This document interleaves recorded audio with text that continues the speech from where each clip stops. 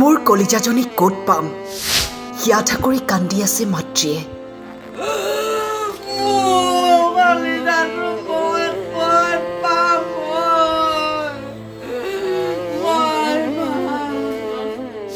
পংখী সন্দিকৈৰ বাসগৃহত আজিও শোকাকুল পৰিৱেশ।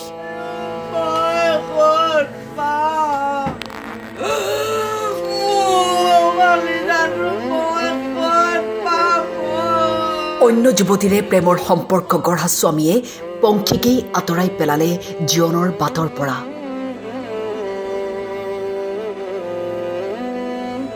পংখীৰ মৃত্যুক সহজভাৱে লোৱা নাই অঞ্চলবাসীৰ লগতে বিভিন্ন জাতীয় দল সংগঠনে।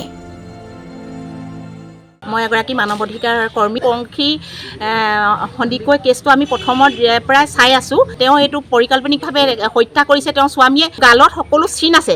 এই কেছটো সম্পূৰ্ণভাৱে ভাল ধৰণে এইটো ইনভেষ্টিগেশ্যন হ'ব লাগে। ডিব্ৰুগড় আৰক্ষী অধীক্ষক ক'ব বিচাৰিছোঁ যে অতি সোনকালে এই ব্যৱস্থা কৰিব লাগে, যিখিনি যাৱতীয় কাগজ পত্ৰ ব্যৱস্থা কৰি তেওঁক শাস্তি পাব লাগে। আমি এই ক্ষেত্ৰত আৰক্ষী সঞ্চালক প্ৰধানক হস্তক্ষেপ কৰিব দাবী জনাইছোঁ। লগতে মুখ্যমন্ত্ৰী মহোদয়কো আমি দাবী জনাইছোঁ যে এই নীতিকেশ দাসৰ নামৰ যিজন ব্যক্তিয়ে হত্যা কৰিলে এইজনে কোনো কাৰণতে হাৰি যাব নালাগে। সি ছোৱালীজনীক ইমান মাৰিছে, মই চাবলৈ গৈছোঁ। এইবোৰ কোলা আঙুলিকেইটা বহি আছে, এইভাগে তেজ বৈ আছে, এইভাগে দাঁত ভগা, গোটেইবোৰ কোলা। তাই কেতিয়াও নিজে তেনেকুৱা নাই কৰা, কেতিয়াও নাই কৰা। তাই কিমান নিষ্ঠুৰকে সি মাৰি পেলালে।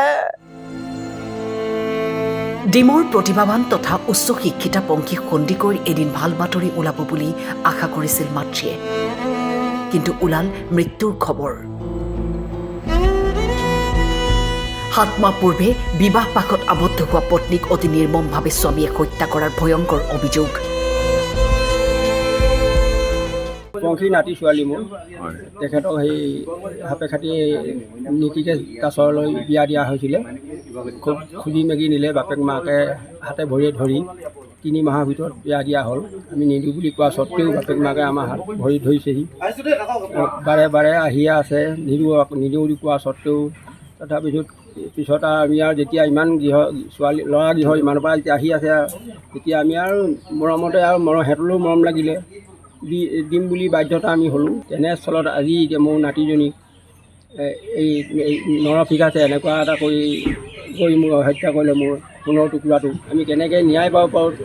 আপোনালোকৰ জৰিয়তে ন্যায় পালে পাম। পংখী যাতে আত্মাই শান্তি পায়, আপোনালোকৰ ন্যায় যোগেই পাব। যদি ন্যায় নাপায় তেতিয়াহ'লে তাই দোষী মৃত্যুৰ জীৱনটো দুখতেই থাকি যাব। দুৰ্ভগীয়া পৰিয়ালটোৰ ন্যায় প্ৰাপ্তিৰ ক্ষেত্ৰত দল সংগঠনে অসমৰ মুখ্যমন্ত্ৰী আৰু আৰক্ষী সঞ্চালক প্ৰধানৰ হস্তক্ষেপ বিচাৰি জনাইছে দাবী।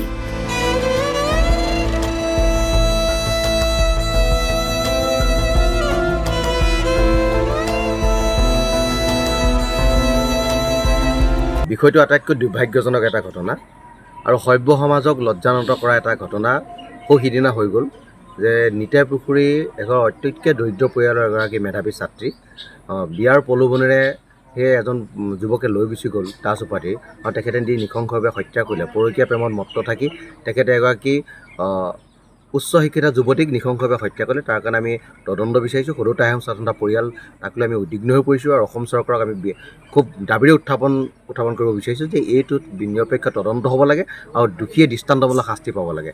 এনেকুৱা ঘটনাই যাতে আমাক পৰিয়ালক লজ্জিত কৰাই নহয়, গোটেই আহোম জাতিটোকে লজ্জিত কৰিছে।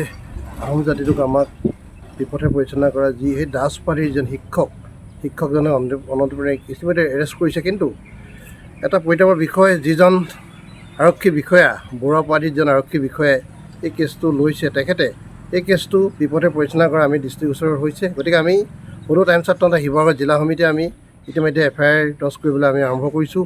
শিৱসাগৰ সদৰ থানাত আমি FIR দৰ্জ কৰিম কাইলৈ। লগে লগে আমি ক'ব বিচাৰিছোঁ যেন অহা 9 তাৰিখ 11 বজাত ডিমৌ চাৰিআলিত আমি সদৌ টাইমছত তথা পৰিয়ালবৰ্গ তথা সমগ্ৰ জনগোষ্ঠীয় সংগঠন লগ হৈ আমি এটি প্ৰতিবাদী কাৰ্যসূচী লৈছোঁ। গতিকে সমগ্ৰ ৰাইজক আমি অনুৰোধ জনাই যাতে এই প্ৰতিবাদৰ জৰিয়তে যাতে আমি এই দুখীয়া পৰিয়ালটোক যাতে আমি ন্যায় দিব পাৰোঁ, তাৰ বাবে সকলোকে আমি আহ্বান জনাইছোঁ।